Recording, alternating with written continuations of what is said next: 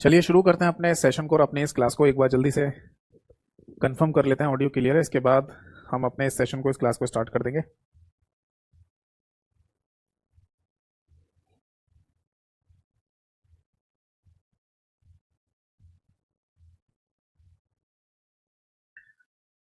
चलिए शुरू करते हैं अपने ठीक है, ऑडियो एकदम कंफर्म है, क्लियर है। तो शुरू करते हैं अपने इस सेशन को और अपने इस क्लास को। ठीक है,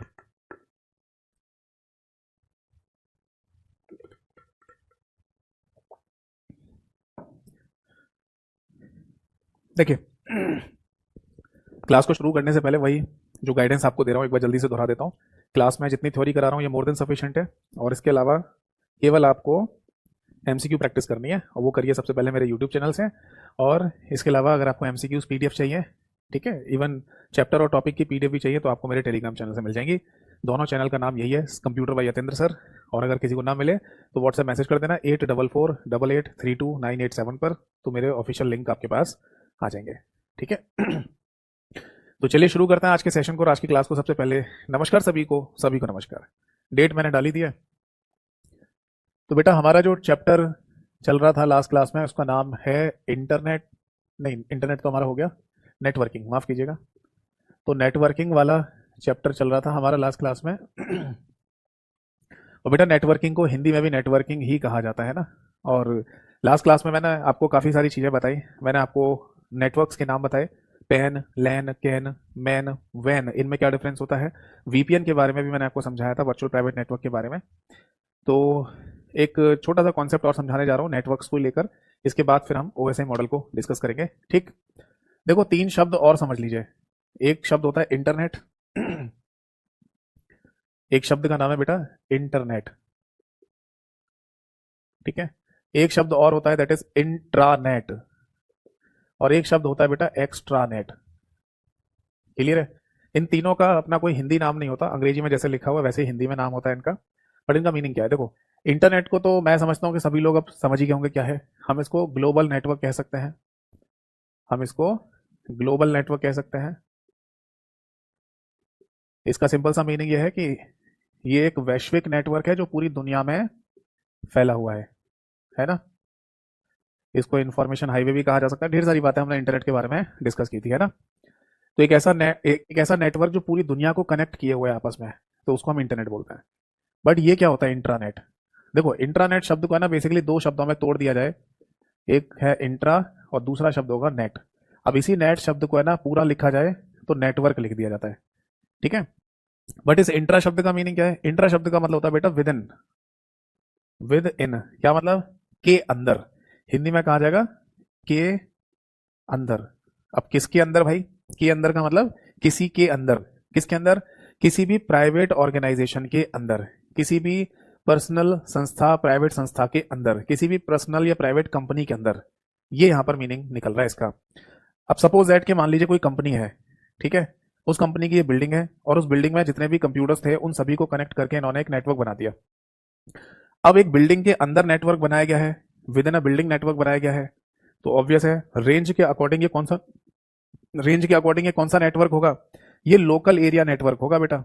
ये क्या होगा, लोकल एरिया नेटवर्क। याद है आपको मैंने लास्ट क्लास में बताया था लोकल एरिया नेटवर्क कहा जाता है किसी भी बिल्डिंग के अंदर या अप्रॉक्स 1 किलोमीटर के एरिया में फैला हुआ नेटवर्क लोकल एरिया नेटवर्क कहलाता है ना। बट हमें ये ध्यान रखना है कि ये लोकल एरिया नेटवर्क जो बनाया गया यहां पर, ये पर्सनल या प्राइवेट लोकल एरिया नेटवर्क है। यहां पर इंटरनेट नहीं चल रहा, समझे नहीं। ये उसी तरीके से जैसे किसी हॉल के अंदर 2 4 5 कंप्यूटर या 10 कंप्यूटर को आपस में जोड़ दिया जाए और बस उन्हीं के बीच में ही आपस में एक दूसरे को डाटा शेयर कराया जाए बस। आउटसाइड वर्ल्ड में ना तो डाटा जा सकता, ना ही आउटसाइड वर्ल्ड से कोई डाटा आ सकता। तो ऐसे नेटवर्क को हम प्राइवेट लोकल एरिया नेटवर्क बोलते हैं। तो इसी प्राइवेट लोकल एरिया नेटवर्क को एक और नाम दे दिया जाता है दैट इज इंट्रानेट, यानी हम इसको इंट्रानेट भी कह सकते हैं। समझ में आया। एक डेफिनेशन लिखनी है तो ऐसे भी लिख सकते हैं कि किसी भी पर्सनल ऑर्गेनाइजेशन के द्वारा पर्सनल नीड पर, या फिर ऐसे लिखें कि किसी ऑर्गेनाइजेशन की पर्सनल नीड पर बनाया गया नेटवर्क जो वहीं के वहीं डाटा को शेयर करने के लिए बनाया गया हो, उसको इंट्रानेट कहा जाता है। ए नेटवर्क या a network of an organisation and which is use to share data within the network only, within the network only, ठीक है ना। फिर से सुन लीजिए कि एक संस्था के द्वारा, एक ऑर्गेनाइजेशन के द्वारा कोई नेटवर्क बनाया गया जो उसी संस्था में रखे गए कंप्यूटर के बीच में ही डाटा शेयर करने के लिए, साझा करने के लिए बनाया गया हो, तो ऐसे नेटवर्क को इंट्रानेट भी कहा जाता है। ठीक। अब सपोज दैट कि इसी कंपनी का मान लो एक और कोई बिल्डिंग है, वहां पर भी है ना, बिल्डिंग के अंदर कंप्यूटर्स को आपस में कनेक्ट करके नेटवर्क बनाया गया। तो अकॉर्डिंग टू रेंज ये भी लोकल एरिया नेटवर्क है, बट ये लोकल एरिया नेटवर्क प्राइवेट तरीके से काम कर रहा है, यानी कि यहाँ पर इंटरनेट नहीं चल रहा, केवल आपस में एक दूसरे को डाटा भेज रहे हैं बस। तो ये प्राइवेट लोकल एरिया नेटवर्क हो गया। तो फिर ये भी क्या कहलाएगा, ये भी इंट्रानेट ही कहलाता है ना। अब सपोज दैट कि इस इंट्रानेट को दूसरे इंट्रानेट के साथ अगर जोड़ दिया जाए, तो इंट्रानेट इंट्रानेट आपस में मिलके क्या बना देते हैं, ये आपस में मिलके एक्स्ट्रानेट बना देते हैं। यानी अगला शब्द अगर आपसे पूछा जाए what is the meaning of extranet, तो इसका सिंपल सा आंसर है that is collection of intranets. Collection of intranets, समझ में आ गई बात। हिंदी में लिखा जाएगा इंट्रानेट्स का संग्रह, इंट्रानेट्स का समूह लिख दीजिए। कई सारे इंट्रानेट्स को अगर आपस में मिला दिया जाए तो उनका जो कलेक्शन होगा, उनका जो समूह होगा, वो क्या कहलाएगा, उसी को हम एक्स्ट्रानेट के नाम से बोल देंगे। बताओ बात समझ में आई या नहीं। पहले तो आप इसे नोट कर लीजिए, कोई डाउट है तो पूछ लीजिए। बाकी अगर नोट करने की आदत नहीं है तो आपको पता ही है मेरा जो टेलीग्राम चैनल जिसकी जानकारी मैं आपको दे रहा था, कंप्यूटर बाय यतेंद्र सर, वहां पर नेटवर्किंग के नाम से कंप्लीट क्लास पीडीएफ आपको मिल जाएगी, जिसको डाउनलोड करके आप है ना अपना रिवीजन कर सकते हैं।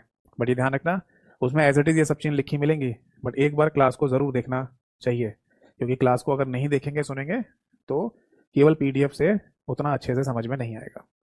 ये वैसे ही जैसे किसी किताब से अपने आप खुद से पढ़ना शुरू कर दो तो आधी बातें समझ में आती हैं, आधी नहीं आती है, उसी तरीके से हो जाएगा फिर। तो क्लास को ज़रूर देखना। ठीक है जी, समझ आ गया सभी को। ठीक। तो फाइनली इंटरनेट, इंट्रानेट और एक्स्ट्रानेट क्या होता है, ये बात भी हमको समझ में आ गई। तो अब फाइनली है ना हम समझने जा रहे हैं, पढ़ने जा रहे हैं OSI मॉडल को। जैसे हम कई बार देखते हैं क्वेश्चंस हमसे एग्जाम्स में पूछे जाते हैं टोपोलॉजी के बारे में, क्वेश्चंस हमसे पूछे जाते हैं एग्जाम्स में router, hub, modem, repeater, gateway, bridge के बारे में, क्वेश्चंस हमसे पूछे जाते हैं टोपोलॉजी के बारे में, क्वेश्चन हमसे पूछे जाते हैं आईपी एड्रेस, मैक एड्रेस के बारे में, क्वेश्चन हमसे पूछे जाते हैं मोड ऑफ कम्युनिकेशन के बारे में, simplex, half duplex, full duplex के बारे में। तो ये सब चीजें ना इसी मॉडल के अंदर ही आ जाती हैं, जिसको OSI मॉडल कहते हैं, ओपन सिस्टम इंटरकनेक्शन मॉडल। ये मॉडल है क्या, इसको कैसे समझें अभी समझाऊंगा। बाकी एक बच्चे का कमेंट आया, सर इंटरनेट समझ नहीं आया। अरे भैया मेरे पांडे जी, पूरा एक चैप्टर इंटरनेट का समझा दिया, पूरा एक इंटरनेट चैप्टर पढ़ा दिया और आप कह रहे हो इंटरनेट समझ नहीं आया। अगर अभी भी इंटरनेट नहीं समझ में आया कि इंटरनेट क्या है, तो भैया मैं नहीं समझा पाऊंगा, इससे सिंपल भाषा में मैं नहीं समझा पाऊंगा। और वो भी अब आप बोल रहे हो कि सर इंटरनेट समझ नहीं आया। क्या नहीं समझ में आया भाई, इंटरनेट पूरी दुनिया में कैसे चलता है, इंटरनेट कनेक्शंस कौन से हैं, किसी कंप्यूटर में इंटरनेट चलाना है तो कैसे चलेगा, है ना, इंटरनेट पूरी दुनिया में ऑपरेट कैसे हो रहा है, इंटरनेट की टर्मिनोलॉजी क्या है, सब तो समझा दिया आपको। अब आप कह रहे हो इंटरनेट समझ नहीं आया, ये तो हद हो गई।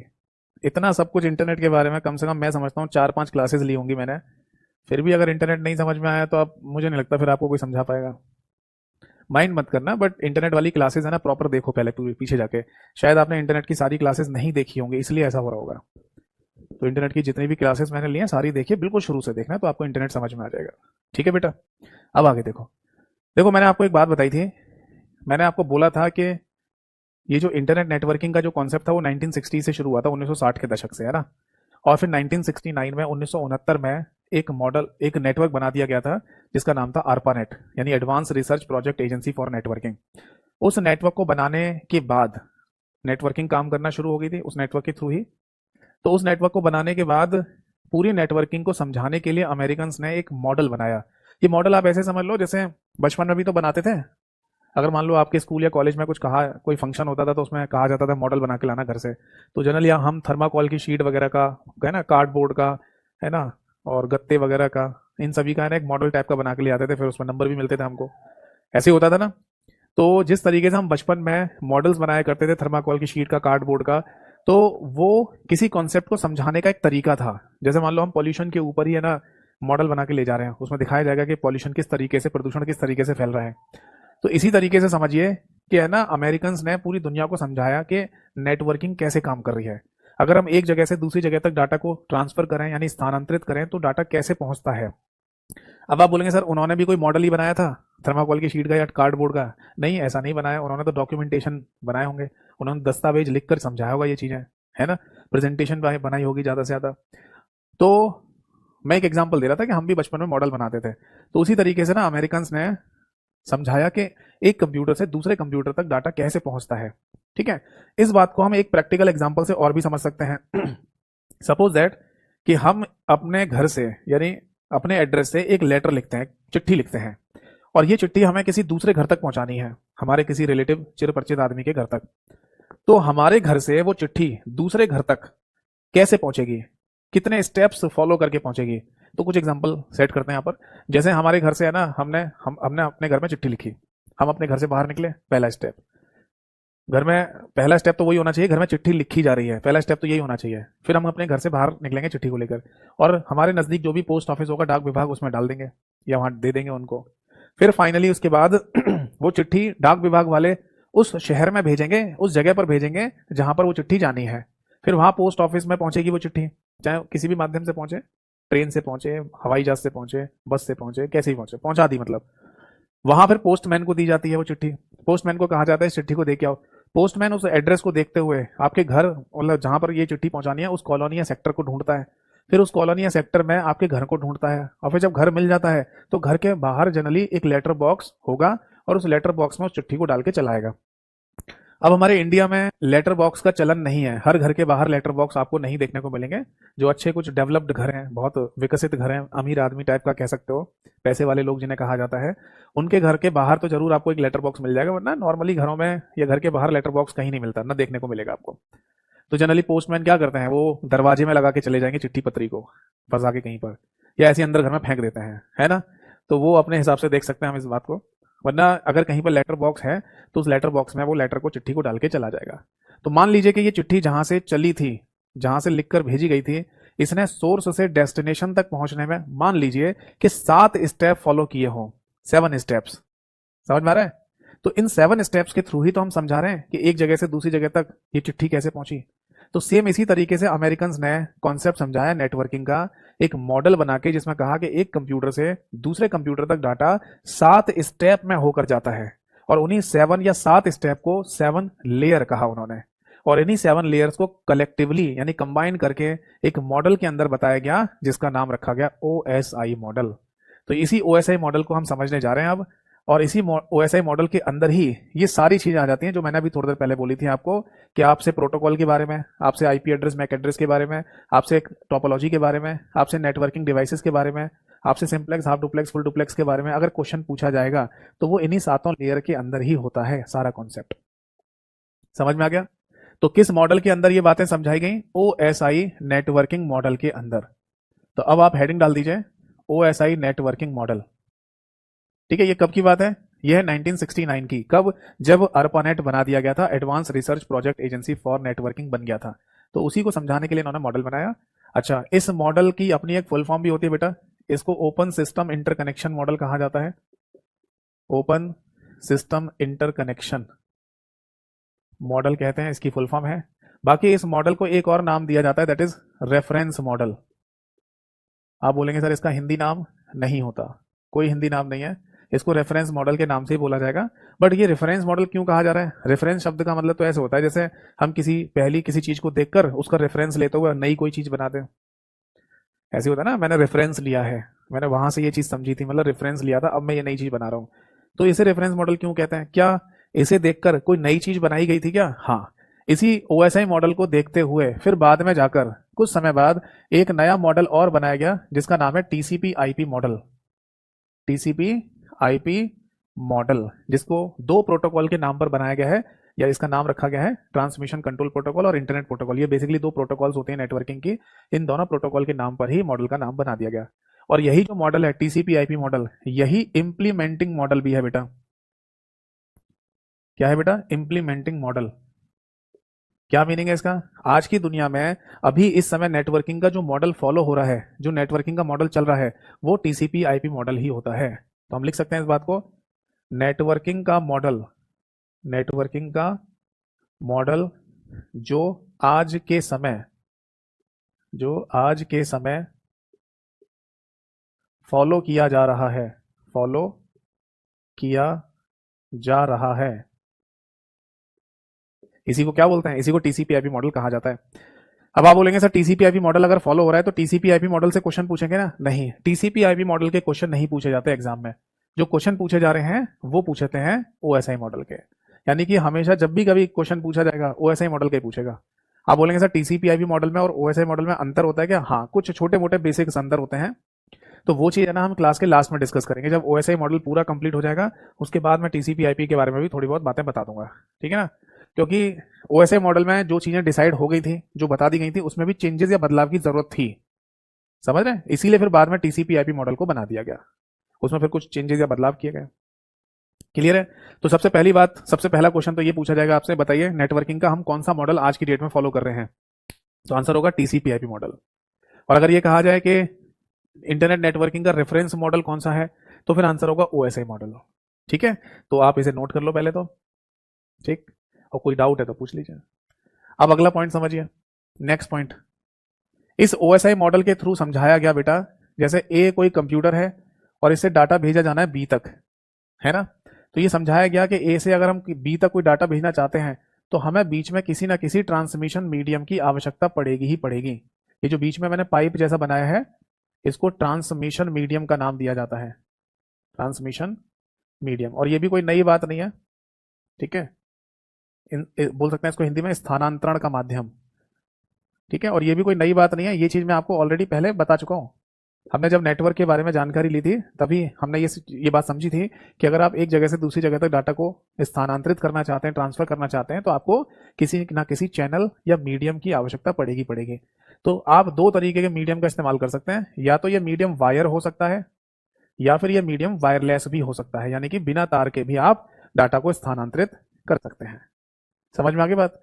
तो अब हमें यहां पर तो यही देखने को लग रहा है, यही देखने को मिल रहा है कि ए ने कोई डाटा भेजा और किसी ट्रांसमिशन मीडियम के थ्रू बी तक डाटा पहुंच गया। सिंपल सा यही देखने को मिल रहा है ना? बट इसी बीच में ही है वो 7 लेयर, इसी बीच में होती हैं 7 लेयर्स, जिनको कुछ इस तरीके से दिखाया जाएगा। अभी एक नया डायग्राम और बनाएंगे जिसके थ्रू हम समझेंगे कि ए से लेकर बी तक डाटा कैसे पहुंचता है, 7 लेयर का कॉन्सेप्ट क्या होता है। ठीक है ना? तो फिलहाल के लिए बस इतना लिख लो जो मैंने अभी बोर्ड पर लिखा है, समझाया आपको।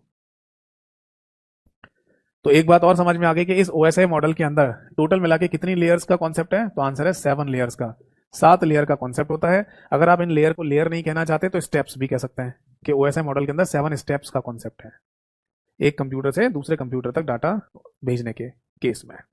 ठीक है, तो अब जो काम की बातें नहीं है उन्हें मैं यहां से हटा देता हूँ, इसे हटा दीजिए, क्योंकि हम टीसीपी आईपी मॉडल को डिस्कस करेंगे लास्ट में, ज़्यादा नहीं, थोड़ा ही डिस्कस करेंगे, क्योंकि डिटेल में टीसीपी आईपी मॉडल नहीं पूछा जाता। ठीक है, अब देखो, अगर मैं ए से लेकर बी तक डाटा भेज रहा हूं, है ना? तो देखना, हम इस चीज को ऐसे भी दिखा सकते हैं कि ए से लेकर बी तक डाटा भेजा जा रहा है। ठीक, तो ए से है ना, जब डाटा आगे की तरफ भेजा जाएगा बी की तरफ, तो सबसे पहला जो स्टेप है उसे यहां पर नाम दिया जाता है बेटा एप्लीकेशन लेयर। क्या बोलेंगे? Application layer. एप्लीकेशन लेयर के जस्ट नीचे सेकंड स्टेप पर नाम आता है बेटा प्रेजेंटेशन लेयर। आप बोलेंगे सर इसका हिंदी नाम भी लिखिए, तो बेटा हिंदी में कोई नाम नहीं होता इनका। फिर इसके नीचे एक नाम आएगा, दैट इज सेशन लेयर।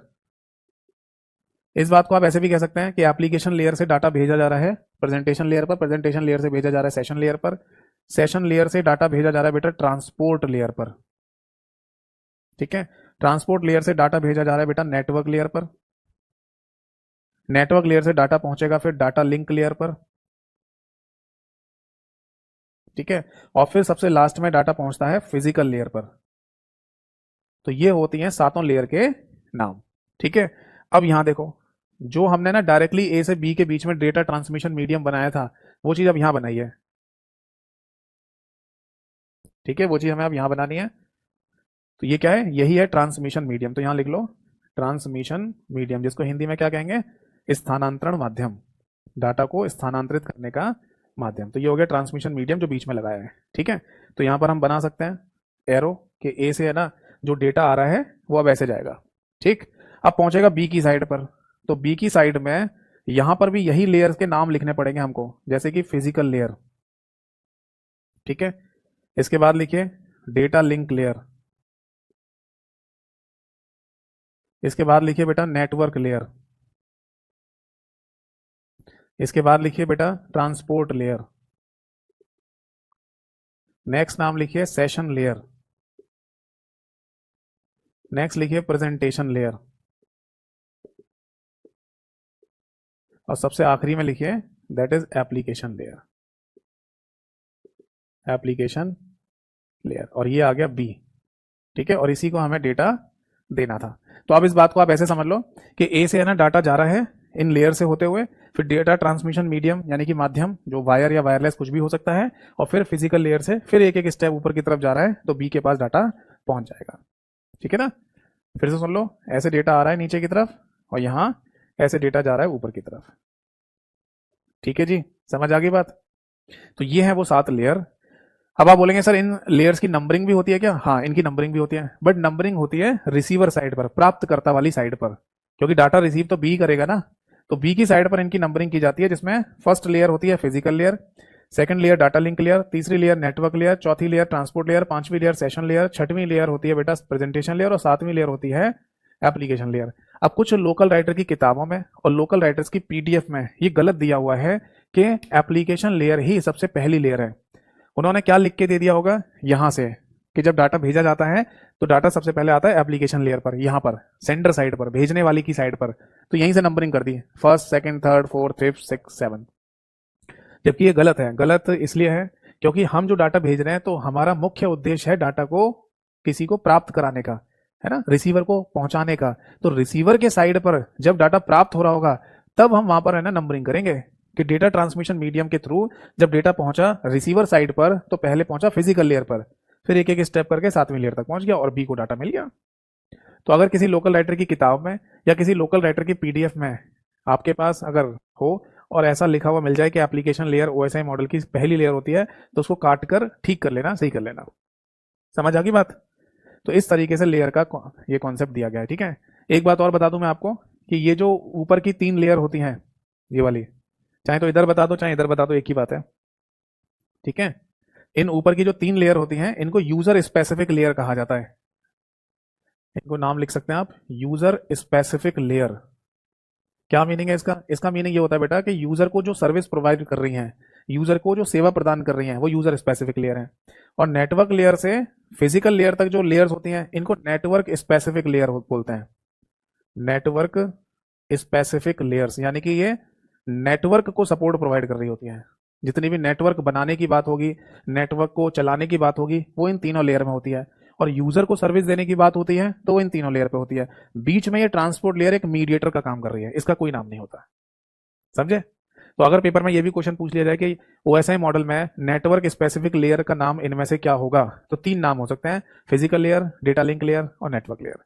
और अगर ये कहा जाए कि ओएसआई की 7 लेयर में से यूजर स्पेसिफिक लेयर कौन सी होती है, तो फिर 3 नाम हो सकते हैं, that is session layer, presentation layer और एप्लीकेशन लेयर। बताओ बात समझ में आ गई या नहीं? नोट कर लीजिए इसको, डाउट है तो पूछ लीजिए। बाकी आप सभी लोगों को मैं ये बोलना चाहूंगा कि इन्हीं लेयर्स के अंदर सारे पॉइंट्स होते हैं नेटवर्किंग के। तो हम एक एक करके है ना हर एक लेयर के बारे में पढ़ेंगे, डिस्कस करते जाएंगे और इन 7 लेयर को खत्म कर देंगे। ठीक है, अब इन लेयर को स्टार्ट करने से पहले है ना मैं आपको एक छोटा सा कॉन्सेप्ट और है वो और समझा दूं, फिर लेयर शुरू कर देंगे।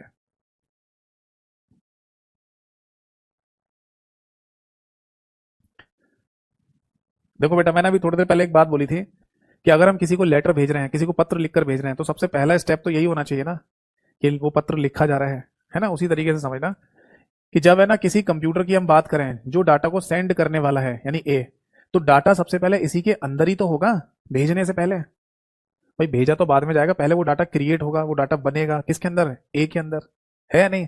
तो ए के अंदर जो डाटा है ना उस डाटा को बिट्स के रूप में बोला जाएगा, बाइनरी बिट्स के रूप में। तो आप बोलेंगे ये कौन सी नई बात बता रहे हो सर, ये तो हमें पहले से भी पता है कि डेटा या इंफॉर्मेशन किसी भी डिजिटल कंप्यूटर के अंदर बाइनरी फॉर्म में ही होती है, बिट्स की फॉर्म में होती है ना। तो बस यही समझ लो कि हमारी नेटवर्किंग में भी डेटा के सबसे पहले नाम को बिट्स ही कहा जाता है। कब? जब कंप्यूटर के अंदर हो डाटा। अब कंप्यूटर के अंदर से इस डाटा को बाहर निकालने की बात चलती है। जैसे ये डाटा कंप्यूटर के अंदर से बाहर निकलता है तब इसका नाम पड़ता है बेटा फ्रेम, जिसे हिंदी में भी फ्रेम कहते हैं। क्या नाम पड़ता है इसका? That is frame. और इस फ्रेम को आप ऐसे समझ लो कि ये है हमारा पूरा डेटा एक डब्बे के रूप में, और ये डब्बा बड़ा है इसलिए हमें ऐसे टुकड़ों में तोड़ना पड़ेगा। क्यों सर? ऐसा इसलिए, जैसे मान लो सड़क पर है ना ट्रक निकल के जा रहे हैं, सड़क पर ट्रक निकल के जा रहे हैं और वो भी है ना दिन में निकल रहे हैं किसी शहर में होके, तो जाम लगने के चांसेस हो सकते हैं। आप बोलेंगे सर मैक्सिमम चांस है कि जाम लग जाएगा। इसीलिए आपने सुना होगा और देखा भी होगा कि शहरों के अंदर रात को 10 बजे तक ट्रक की एंट्री नहीं होती है। किसी किसी सही या डेवलप शहर में तो बसों की एंट्री भी नहीं होती, उनका भी रास्ता अलग कर देते हैं ताकि शहर के अंदर जाम ना लगे, है ना। तो जो बड़े वाहन होते हैं उनकी वजह से जाम लगने के चांसेस ज़्यादा हो सकते हैं, इसलिए उनकी एंट्री बंद कर दी जाती है। तो ऐसी नेटवर्किंग में होता है कि अगर आप कोई बड़ा डेटा ट्रांसफर करेंगे तो नेटवर्क कंजेशन हो सकता है, यानी कि नेटवर्क भी जैम हो सकता है। आप बोलेंगे नेटवर्क में भी जाम लगता है क्या? हाँ, नेटवर्क भी जैम हो जाता है। तो इस वजह से इस पूरे बड़े से फ्रेम को क्या करेंगे, छोटे छोटे टुकड़ों में तोड़ देंगे। और ये जो छोटे छोटे टुकड़े टूटे हैं, इन्हीं को है ना एक अलग नाम दिया जाता है, दैट इज पैकेट। हिंदी में भी जिसको पैकेट के नाम से ही बोलते हैं। अब ये पैकेट क्या है? ये टुकड़ा है, ये वाला। यानी ये जो टुकड़े आपको दिखाई दे रहे हैं उनमें से एक टुकड़े को मैंने यहाँ रख दिया है।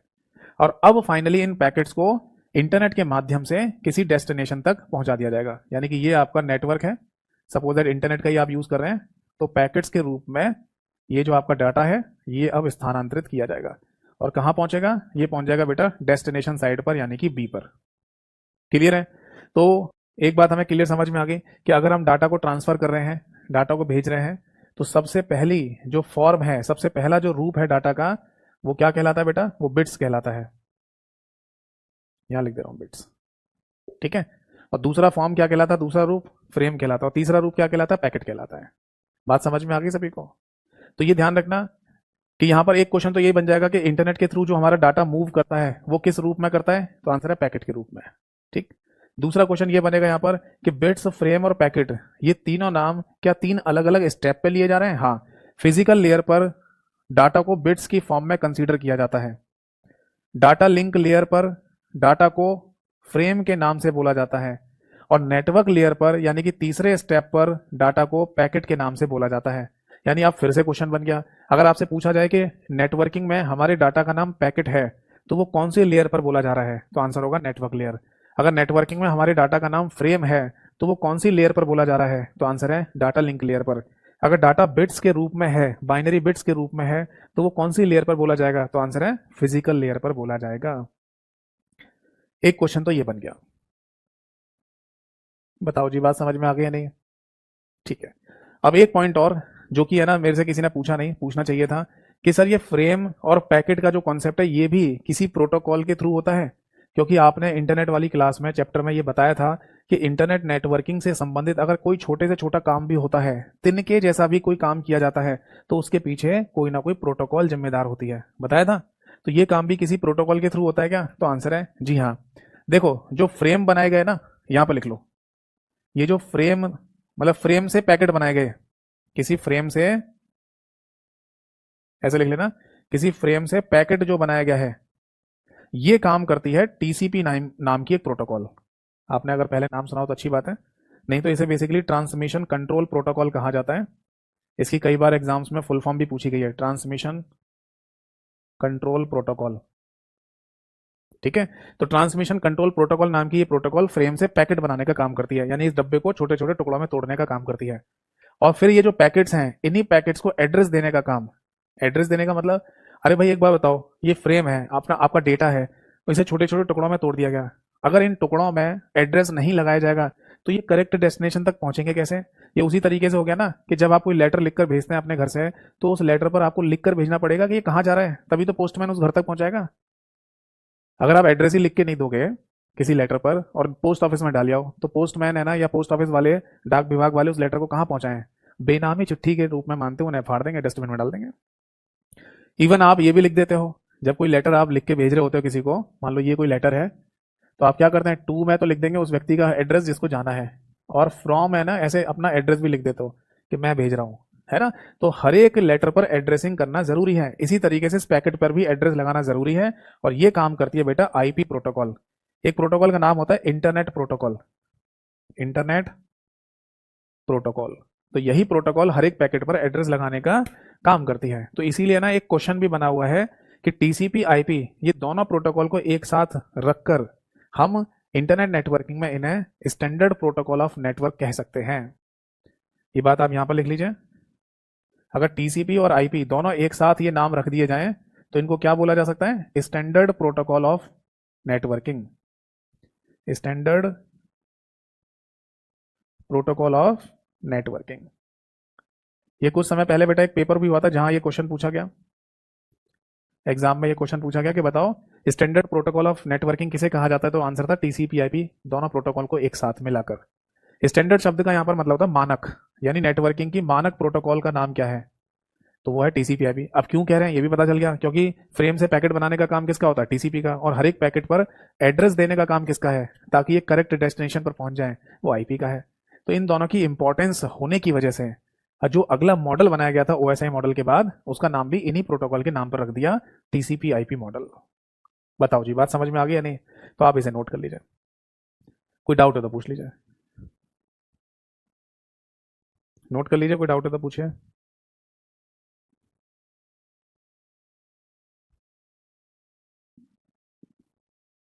समझ में आ गई बात, ठीक है। तो अब है ना, फाइनली मैं आप सभी लोगों को एक एक करके जो लेयर्स हैं यहाँ पर, उन सभी के नाम लिखवाने जा रहा हूँ, और उनके अंदर जितने भी पॉइंट्स आते हैं वो सब बताने जा रहा हूँ, ठीक है। आप आराम से देखते जाइए, सुनते जाइए, कोई डाउट है तो पूछते जाना है।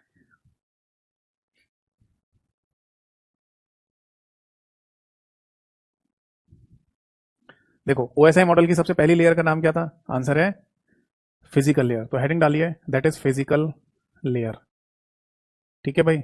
अब मेरी बात ध्यान से सुनिए, फिजिकल लेयर पर है ना, बेसिकली डाटा को क्या कहा जाता है, बिट्स कहा जाता है ना, यानी ये माना जा रहा होता है कि डाटा अभी कंप्यूटर के अंदर ही है, बाहर नहीं निकला, भेजा नहीं गया है।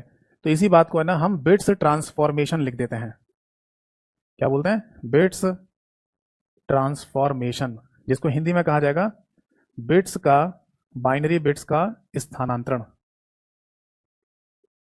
क्लियर है, बट ये कंप्यूटर के अंदर ही हो रहा है, अभी कंप्यूटर में डाटा एक जगह से दूसरी जगह अंदर ही अंदर घूम रहा है, तो इसी को बिट्स ट्रांसफॉर्मेशन कहा जाता है, ठीक है। अब इसके बाद अगला पॉइंट आता है दैट इज टोपोलॉजी। ये नाम शायद आपने सुना ही होगा पहले कभी ना कभी। टोपोलॉजी को हिंदी में भी टोपोलॉजी कहा जाता है, बाकी दूसरे शब्दों में इसे डिजाइन ऑफ नेटवर्क के नाम से बोला जाता है या बोल सकते हैं। अब इस डिजाइन ऑफ नेटवर्क को भी एक नाम दिया जा सकता है, वो है नेटवर्क आर्किटेक्चर।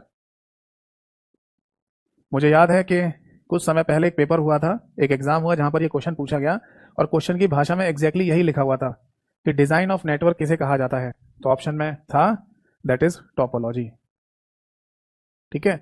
अब अगर टोपोलॉजी आपको नहीं पता क्या होती है तो मैं समझा दूं, जैसे किसी घर को जब बनाने जा रहे होते हैं किसी प्लॉट पर या किसी जमीन पर, तो उस घर का नक्शा पास कराया जाता है सबसे पहले, मैप, हाँ।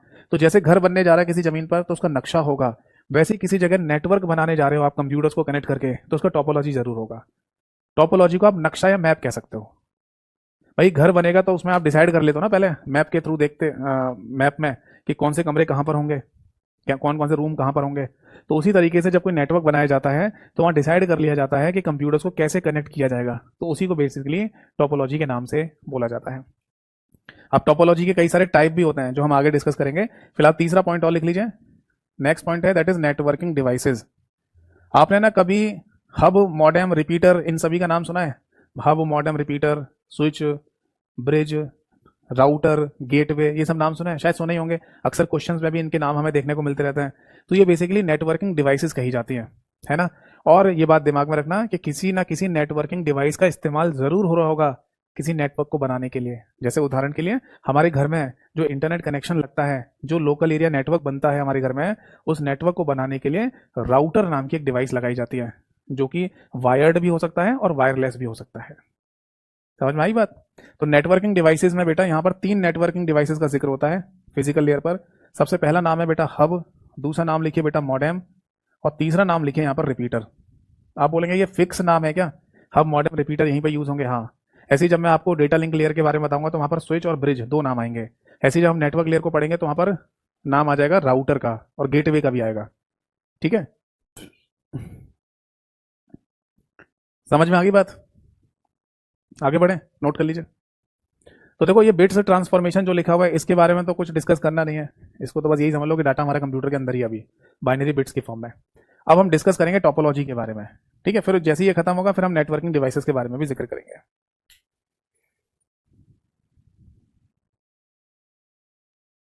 क्लियर है, चलो अब हेडिंग डालिए दैट इज टोपोलॉजीज। टोपोलॉजी को लेकर भी है ना क्वेश्चंस हमें देखने को मिलते हैं पेपर में, ठीक है। हेडिंग डालिए टोपोलॉजी। तो मैं आपको फिर से समझा दूं कि टोपोलॉजी बिल्कुल वैसे ही समझ लो जैसे किसी घर का मैप या नक्शा, ठीक। तो सभी लोगों के घर के मैप या नक्शे एक जैसे होते हैं नहीं, सबके अलग अलग होते हैं, सब लोग अपने अपने हिसाब से घर बनाते हैं, कमरे बनाते हैं, है ना। तो उसी तरीके से नेटवर्क भी एक जैसे नहीं होते, अलग अलग नेटवर्क होते हैं। जैसे सबसे पहला नाम लिखेंगे हम यहाँ पर स्टार टोपोलॉजी, ठीक है।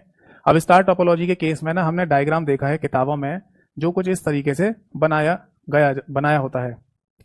आपको किताबों में या बुक्स में ऐसा दिखाया जाएगा कि बीच में कोई कंप्यूटर है या कोई डिवाइस है जिससे आसपास के कंप्यूटर्स को जोड़ दिया गया है। यानी कि यहाँ पर एक सेंट्रल डिवाइस है, केंद्रीय डिवाइस, जिससे आसपास के कंप्यूटर जोड़ दिए गए हैं, है ना। बट अगर हम चाहें तो इसी डायग्राम को ऐसे भी बना सकते हैं, ऐसे, ये कंप्यूटर्स को आप ऐसे जोड़ दीजिए। आप बोलेंगे सर जो सेकंड वाला डायग्राम आपने बनाया वो तो बिल्कुल कहीं से स्टार जैसा नहीं लग रहा। तो बेटा स्टार बनाना भी नहीं होता है, तो आप बोलेंगे किताबों में क्यों बना के देते हैं, ताकि आप मान जाओ ताकि आप मान जाओ। क्योंकि अगर आप कभी ऐसा बना हुआ नहीं देखते स्टार टोपोलॉजी के केस में, तो आप कभी मानते भी तो नहीं। आप हमेशा कहते हैं कि स्टार टोपोलॉजी नाम है पर स्टार जैसा तो कुछ भी नहीं दिख रहा। तो बेटा स्टार जैसा कुछ होता भी नहीं है। यहाँ पर स्टार शब्द का मतलब होता है सेंट्रलाइज डिवाइस, यानी कि केंद्रीय डिवाइस से सारे कंप्यूटर्स को जोड़ा जाना। अब पहले वाले डायग्राम में भी बीच में एक केंद्रीय डिवाइस है जिससे आसपास के सारे कंप्यूटर्स को जोड़ा गया है। ऐसे ही सेकंड वाले डायग्राम में भी एक सेंट्रल डिवाइस है जिससे सारे कंप्यूटर्स को जोड़ा गया है। समझ में आ रहा है? बस उनको एक ही तरफ दिखा दिया है, चारों तरफ गोल गोल जैसा नहीं दिखाया गया, ठीक है ना भाई। अगर ये सारे कंप्यूटर्स भी इससे जुड़े हुए हैं तो यहां पर भी तो आप दिखा सकते थे, इस तरीके से दिखा सकते हो ना, ऐसे करके। तो वही चीज यहां पर बनी हुई है, ठीक है। तो सबसे पहली बात जो है यहां पर वो ये है, सबसे पहला पॉइंट, कि यहां पर सेंट्रल डिवाइस का इस्तेमाल किया जाता है। Central device is used, is that clear? Hindi में कहा जाएगा केंद्रीय डिवाइस का उपयोग किस लिए किया जा रहा है बेटा? कंप्यूटर्स को जोड़ने के लिए केंद्रीय डिवाइस का उपयोग यहां पर किया जाता है, पहला पॉइंट। दूसरा पॉइंट यह आता है बेटा यहां पर कि ये टोपोलॉजी सबसे ज्यादा मोस्टली यूज्ड टोपोलॉजी है। मोस्टली यूज्ड टोपोलॉजी यानी पूरी दुनिया में अगर सबसे ज्यादा कहीं पर तो किसी टोपोलॉजी का यूज किया जा रहा है तो वो बेटा स्टार टोपोलॉजी ही होती है। कैसे, समझाता हूं। देखो ये सेंट्रल डिवाइस से सारे कंप्यूटर को जोड़ने का जो कॉन्सेप्ट है वो हर जगह देखने को मिलता है। जैसे आपके घर में भी, आपके घर में अगर कोई राउटर लगाया गया है इंटरनेट के लिए, तो वो चाहे वायर्ड हो चाहे वायरलेस हो, वो भी तो एक सेंट्रल डिवाइस के रूप में ही लगा हुआ है, जिससे आप घर के सारे कंप्यूटर डिवाइसेस को, मोबाइल, स्मार्टफोन, सबको कनेक्ट कर सकते हो। हाँ, किसी साइबर कैफे में चले जाओ तो वहां पर भी आपको कंप्यूटर ऐसे ही कनेक्ट होते हुए मिलेंगे। किसी कंप्यूटर लैब में चले जाओ तो वहां पर भी आपको ऐसे ही कंप्यूटर कनेक्टेड मिलेंगे। किसी लाइब्रेरी में चले जाओ, वहां पे वाईफाई राउटर लगा रहता है, तो वो भी एक सेंट्रल डिवाइस होगी जिससे लाइब्रेरी के सारे फोन, लैपटॉप, टैबलेट कनेक्ट हो जाते हैं। तो यानी हम ये देख रहे हैं कि हर जगह पर जो डिजाइन हमें देखने को मिलता है डिवाइसेस के कनेक्ट होने का, कंप्यूटर्स के कनेक्ट होने का, वो सेंट्रल डिवाइस से ही होता है। केंद्र में रखी हुई एक डिवाइस जिससे सारे कंप्यूटर को जोड़ दिया जाए। तो ये कौन सी टोपोलॉजी हो गई? ये स्टार टोपोलॉजी हो गई। तो सबसे ज्यादा यूज टोपोलॉजी स्टार टोपोलॉजी ही होती है। समझ में आ गई बात? अब अगला पॉइंट ये हो सकता है कि ये टोपोलॉजी वायर और वायरलेस दोनों तरीके से काम करती है, ठीक है। लिखना चाहें तो लिख सकते हैं, वायर और वायरलेस टोपोलॉजी है। यानी कि आप सेंट्रल डिवाइस को रखकर सारे कंप्यूटर्स को तार से भी जोड़ सकते हो या बिना तार के भी जोड़ सकते हैं, ठीक। अब एक पॉइंट और चर्चा कर लेते हैं, क्या इस टोपोलॉजी का अपना कोई ड्रॉबैक या नुकसान भी होता है? हाँ, हो सकता है। अगर ये टोपोलॉजी, इस टोपोलॉजी में जो सेंट्रल डिवाइस है, बीच में रखी हुई डिवाइस है, ये खराब हो गई या ये खराब हो गई तो पूरा का पूरा नेटवर्क ही खराब हो जाएगा, कोई किसी भी कंप्यूटर को डाटा नहीं पहुंचेगा फिर। तो ये सबसे बड़ा इसका ड्रॉबैक है कि सेंट्रल डिवाइस खराब हो गई तो सब कुछ खराब हो जाएगा, ठीक है बेटा, नोट कर लीजिए। अब आगे देखो, इसके बाद है ना एक और टोपोलॉजी का जिक्र होता है नेटवर्किंग में, जिसे कहते हैं बस टोपोलॉजी। सेकंड नंबर पे लिखना बस। अब इसका क्या मीनिंग है? देखो, बस टोपोलॉजी का मतलब होता है कि किसी कॉमन वायर से, यानी कि कॉमन तार से अगर सारे कंप्यूटर्स को कनेक्ट कर दिया जाए या जोड़ दिया जाए तो वो बस टोपोलॉजी कहलाएगी। तो क्या सारे कंप्यूटर को एक तार से लाइन में जोड़ दिया है? हाँ। तो हम इसीलिए बस टोपोलॉजी को लीनियर टोपोलॉजी के नाम से भी बोल देते हैं। लीनियर टोपोलॉजी का मतलब लाइन से जोड़े गए कंप्यूटर्स, लीनियर मतलब लाइन, ठीक है जी। क्या इस टोपोलॉजी में एक कॉमन तार का इस्तेमाल किया जा रहा होता है? हाँ, एक कॉमन वायर का इस्तेमाल किया जा रहा होता है सारे कंप्यूटर को जोड़ने के लिए। तो ये तो नाम से ही पता चल रहा है, कॉमन वायर से सारे कंप्यूटर जोड़ रहे हैं, मतलब ये वायर टोपोलॉजी है। इसको बनाने के लिए तार का ही इस्तेमाल किया जाता है, ये वायरलेस नहीं होती है। अगला नेक्स्ट पॉइंट ये आता है, इस टोपोलॉजी में ना दोनों साइड पर एक विशेष प्रकार की डिवाइस लगाई जाती है जिसको टर्मिनेटर कहते हैं। यहाँ पर टी का मतलब होता है बेटा टर्मिनेटर। अभी कुछ समय पहले एक पेपर हुआ जहां ये क्वेश्चन पूछा गया कि नेटवर्किंग में या किस टोपोलॉजी में टर्मिनेटर का इस्तेमाल किया जाता है, तो आंसर था बस टोपोलॉजी। ये टर्मिनेटर क्या है? टर्मिनेटर बेसिकली एक पॉइंट होता है जहां पर सिग्नल टर्मिनेट हो जाएगा, एंड हो जाएगा। जैसे सपोज दैट कोई सिग्नल है ना, यहां से भेजा गया हो, ठीक है। अब वो सिग्नल किसी भी कंप्यूटर के द्वारा रिसीव नहीं हुआ, वो किसी भी कंप्यूटर के द्वारा एक्सेप्ट नहीं हुआ, तो वो आगे जाके टर्मिनेट हो जाएगा बस, ऐसे मान लीजिए। या फिर अगर मान लो सिग्नल यहां से भेजा गया होगा या डाटा यहां से भेजा गया होगा और किसी भी कंप्यूटर के द्वारा रिसीव नहीं हुआ, तो वो यहां पर जाके टर्मिनेट हो जाएगा। इसलिए बस टोपोलॉजी में बोथ एंड्स पर टर्मिनेटर नाम की डिवाइसेस को लगा दिया जाता है। ठीक है भाई। तो कॉमन वायर का इस्तेमाल करते हैं, लीनियर टोपोलॉजी कहते हैं। अच्छा, क्या इसका कोई ड्रॉबैक भी होता है? हाँ, ड्रॉबैक ये हो सकता है, ये कॉमन वायर है, अगर ये कॉमन वायर ही खराब होगी तो पूरा नेटवर्क ही खराब हो जाएगा। या फिर वायर जहां से खराब हुई है उसके आगे का नेटवर्क खराब हो जाएगा। जैसे पता चले कि वायर यहां से खराब हुई इसके आगे, तो ये नेटवर्क खराब हो गया, ये दोनों आपस में एक दूसरे को डाटा भेज सकते हैं। ठीक है ना। तो जहां कॉमन शब्द आ जाएगा ना और वहां पर वही कॉमन चीज खराब हो जाए तो पूरा ही सब कुछ खराब हो जाएगा। तो ये बस टोपोलॉजी का एक ड्रॉबैक, नुकसान होता है। एक और टोपोलॉजी का जिक्र होता है जिसे हम बोलते हैं बेटा, दैट इज मैश टोपोलॉजी। अगला हेडिंग डालिए, मैश टोपोलॉजी। क्या मीनिंग है? देखो, मैश टोपोलॉजी में ना बेसिकली सारे कंप्यूटर्स को ना एक दूसरे के साथ डायरेक्टली कनेक्ट कर दिया जाता है। जैसे सपोज दैट किसी नेटवर्क में 4 कंप्यूटर हैं, 1 2 3 4, तो यहां पर हर एक कंप्यूटर का हर एक कंप्यूटर के साथ डायरेक्टली कनेक्शन है। तो हम बोल सकते हैं all the computers are directly connected, all computers are directly connected. समझ में आ गई बात? अब डायरेक्टली कनेक्टेड होने का मतलब होता है प्रत्यक्ष रूप से जुड़ा होना। सभी कंप्यूटर्स का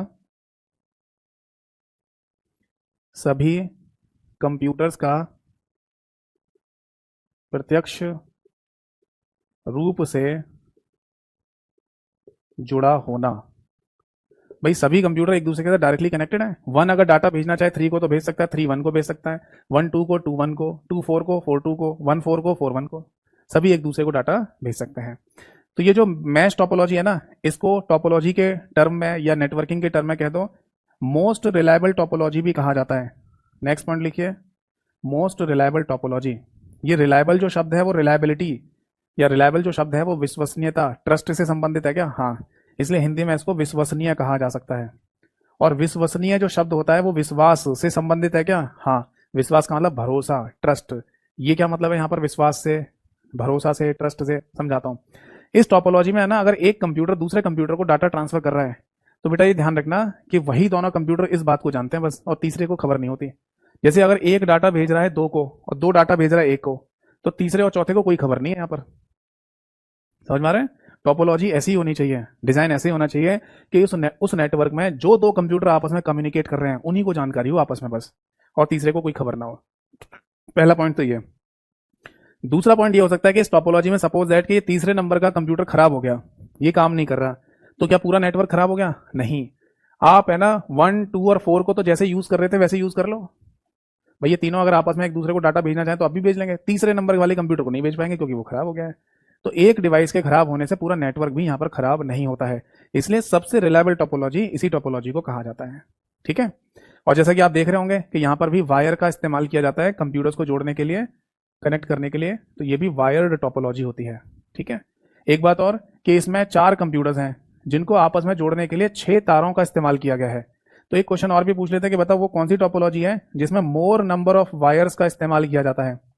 मोर नंबर ऑफ वायर्स, यानी कि इस टोपोलॉजी को बनाने के लिए ज्यादा तारों का उपयोग किया जाता है।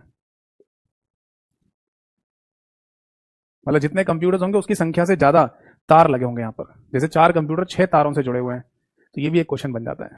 ठीक है, चलो नोट कर लीजिए, कोई डाउट है तो पूछिए। इसके बाद अगली एक और टोपोलॉजी का जिक्र होता है जिसे रिंग टोपोलॉजी कहते हैं। ये क्या होती है इसको भी समझते हैं।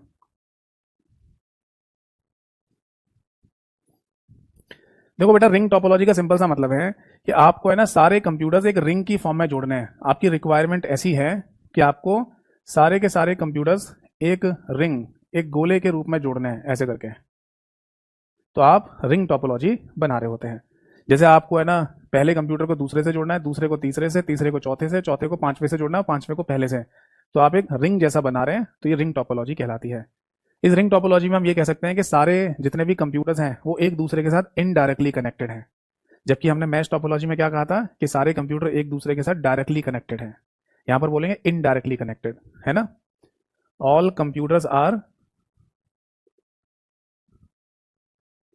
Indirectly connected. समझ में आ गई बात बेटा? इनडायरेक्टली कनेक्टेड होने का मतलब होता है हिंदी में अप्रत्यक्ष रूप से जुड़ा होना, अप्रत्यक्ष रूप से सभी का जुड़ा होना है, ये भी लिख लो, सभी का, यानी सभी कंप्यूटर्स का जुड़ा होना। बताओ बेटा, बात समझ में आ गई? बट यहां पर भी पता है मैश जैसी एक कंडीशन है। मैश वाली टोपोलॉजी में मैंने आपको क्या बताया था? मैश में मैंने आपको ये बताया था कि सारे कंप्यूटर एक दूसरे से डायरेक्टली कनेक्टेड होते हैं, है ना? बट यहाँ पर भी डायरेक्ट कनेक्शन वाला केस है। जैसे अगर वन डाटा भेज रहा है टू को या टू डाटा भेज रहा है वन को, तो ये दोनों एक दूसरे से डायरेक्टली कनेक्टेड है ना। बट देखो, वन अगर डाटा भेजना चाहे थ्री को या थ्री डाटा भेजना चाहे वन को, तब ये डायरेक्टली कनेक्टेड नहीं है। तब बीच में टू को मीडिएटर बनाना ही पड़ेगा, यानी टू के थ्रू ही डाटा आगे जाएगा। भले ही टू को ये ना पता चले कि एक ने तीन को डाटा क्या भेजा है, वन ने थ्री को क्या डाटा भेजा है, बट ये तो पता चली जाएगा कि इस नेटवर्क में वन और थ्री आपस में डाटा भेज रहे हैं। बताओ, है नहीं?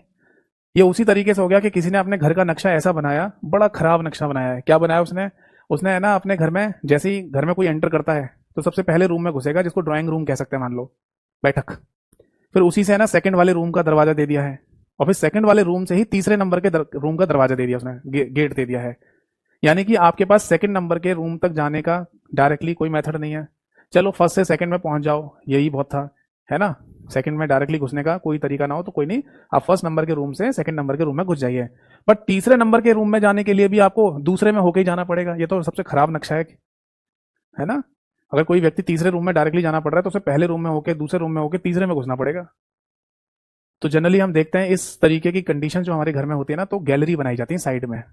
जो पीछे के कमरे होते हैं ना घर में, मकान में, उनमें जाने के लिए साइड में होकर गैलरी दे देते हैं ताकि पीछे भी कोई जा सके डायरेक्टली, है ना? तो यहाँ पर यही चीज हमें देखने को मिल रही है कि अगर तीसरे नंबर तक कोई डाटा आपको भेजना है तो दूसरे से होके ही जाएगा, ठीक है? तो उस कंडीशन में तो ये इनडायरेक्टली कनेक्टेड है।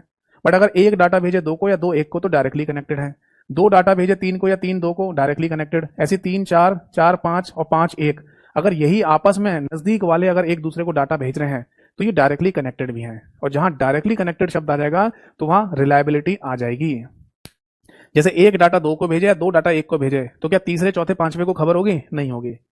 तो अगर एक क्वेश्चन बनाया जाए स्टेटमेंट और कंक्लूजन के आधार पर कि बताइए रिंग टोपोलॉजी मैश टोपोलॉजी के जैसे मोस्ट रिलायबल टोपोलॉजी कब हो सकती है? रिंग टोपोलॉजी मैश टोपोलॉजी की तरह रिलायबल टोपोलॉजी कब हो सकती है, किस कंडीशन में हो सकती है? तो इसका सिंपल आंसर है जब एडजेसेंट, यानी कि आपस में नजदीक वाले कंप्यूटर अगर एक दूसरे को डाटा शेयर कर रहे हो तो तभी, वरना तो all computers are indirectly connected to each other. ये टोपोलॉजी वायर से बनती है, हाँ वायर तारों के थ्रू बनाई जाती है। और इसमें है ना देखो सीधी सी बात है, अगर आप कोई रिंग बना रहे हो तो रिंग में सभी कंप्यूटर्स का काम करना जरूरी है। तो अगर मान लो कोई बीच में कंप्यूटर खराब हो गया तो भी आपका नेटवर्क डिस्टर्ब हो जाएगा यहाँ पर, ठीक है? चलो आगे देखते हैं। इसके बाद है ना एक टोपोलॉजी का जिक्र और होता है जिसे हाइब्रिड टोपोलॉजी कहा जाता है। नाम समझ ही गए होंगे। हाइब्रिड का मतलब होता है दो या दो से ज्यादा का मिश्रण। क्या है इसमें? सपोज दैट कि आपने ना एक बस टोपोलॉजी बनाई। बस टोपोलॉजी किससे बनती है? कॉमन वायर से। सारे कंप्यूटर्स को एक दूसरे के साथ कनेक्ट कर दो।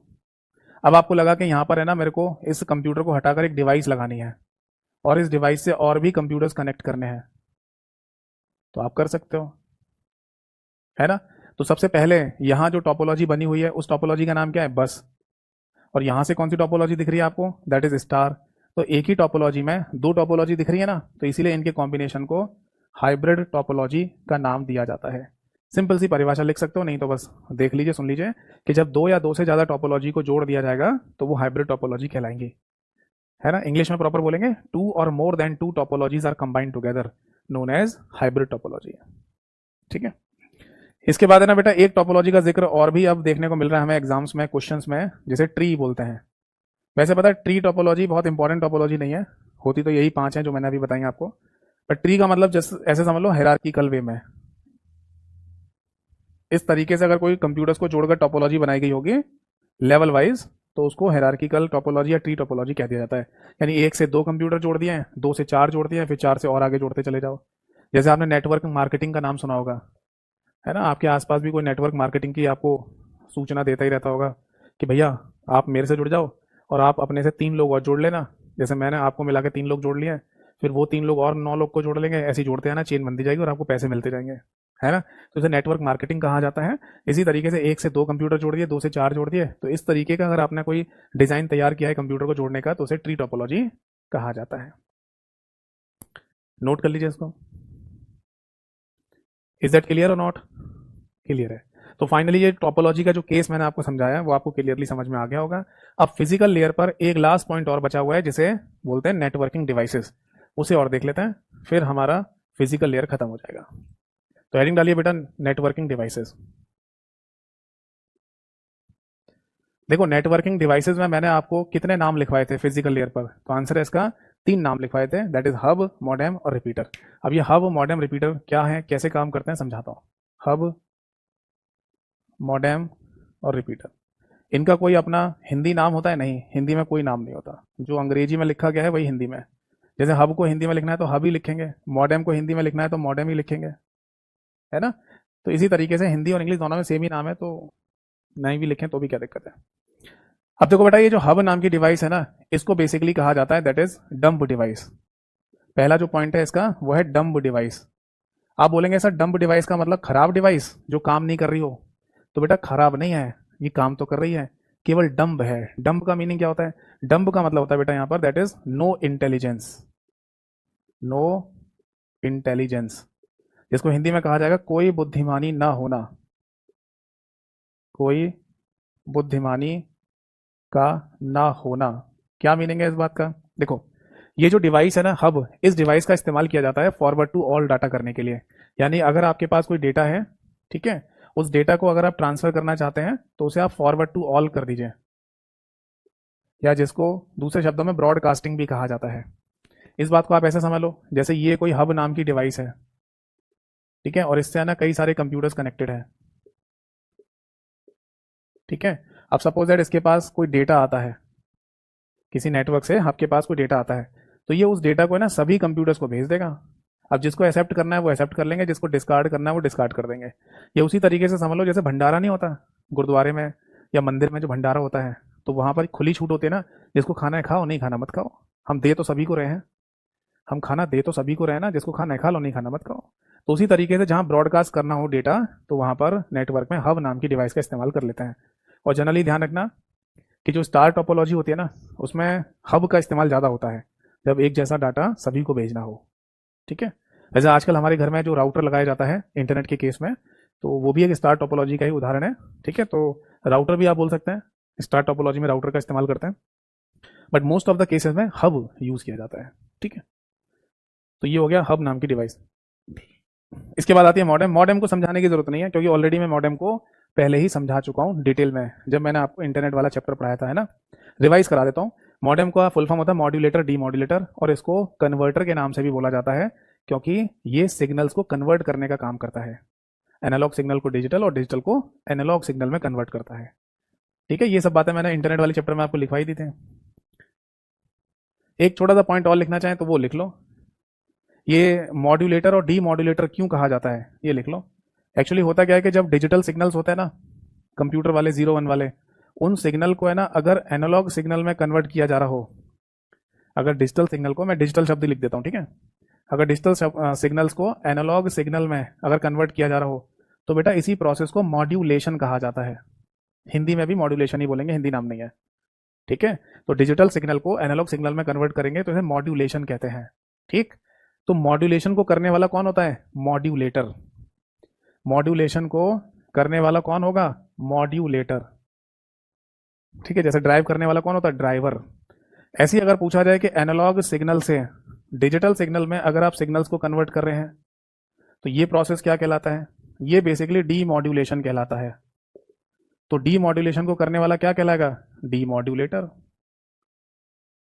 है ना। तो मॉड्यूलेटर में से मॉ और डीमॉड्यूलेटर में से डैम को उठाकर ये नाम बना दिया मॉडेम। क्या बना दिया? मॉडेम। तो बेसिकली मॉडेम का काम है ना कन्वर्टर का होता है, कन्वर्ट करना, सिग्नल्स को कन्वर्ट करना, ठीक है।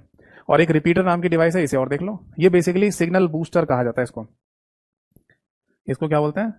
सिग्नल, अरे हिंदी में भी लिख लो, हिंदी में वही लिखा जाएगा, सिग्नल बूस्टर। क्या मतलब है इसका? एक्चुअली क्या होता है ना, जब हम नेटवर्क को काफ़ी लंबा कर देते हैं, बड़ा कर देते हैं, यानी किसी नेटवर्क में कंप्यूटर जोड़ते चले जा रहे हैं या डिवाइसेस को जोड़ते चले जा रहे हैं, तो उस नेटवर्क में जब नेटवर्क लंबा हो जाता है तो सिग्नल के डिग्रेड होने के चांसेस हो सकते हैं किसी पर्टिकुलर डिस्टेंस के बाद। यानी इस बात को ऐसे कह सकते हैं, पर्टिकुलर डिस्टेंस के बाद सिग्नल कमजोर पड़ना शुरू हो जाता है, और कमजोर सिग्नल डेस्टिनेशन पर पहुंचेगा तो प्रॉपर डेटा नहीं बन पाएगा। ठीक है, ये वैसे समझ लो कि घर से आप चले 2 4 5 किलोमीटर दूरी चले और आपकी एनर्जी डाउन हो गई, तो आपको है ना दोबारा कहीं रुक कर रेस्ट करना पड़ेगा। ठीक है, पैदल चल रहे हो मान लो, रेस्ट करना पड़ेगा, कोई जूस वूस पीना पड़ेगा, पानी वानी पियोगे तब जाके आगे बढ़ोगे, है ना। तो उसी तरीके से फिर से रीगेन हो गए ना, एनर्जी रीगेन कर ली, फिर आगे चल दोगे 2 4 5 किलोमीटर।